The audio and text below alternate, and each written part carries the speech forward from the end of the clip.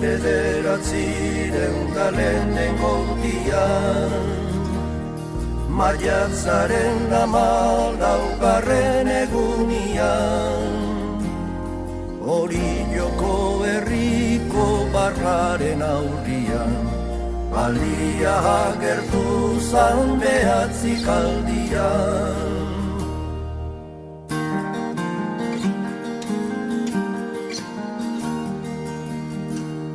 Handia bazan ere azkarra ibilian, bueltakan zebilen joan da etorrian, ondarra harrotuaz murdiligarian, zorriak zeuzkan eta haiek botan aian.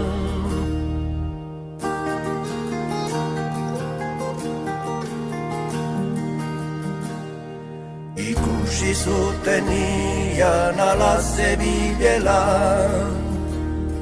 beriala joan ziran treineruen bilan, arpoita dinamitak eta sokabila, aguro ekartzeko etzan jende hila.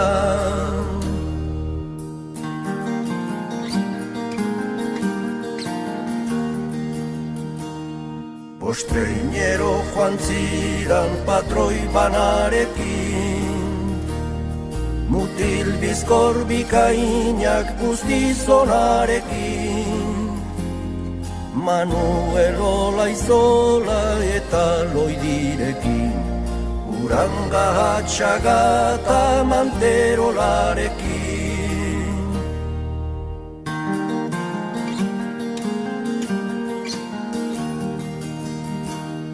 Baliak egindako salto eta marru bat, ziran izugarri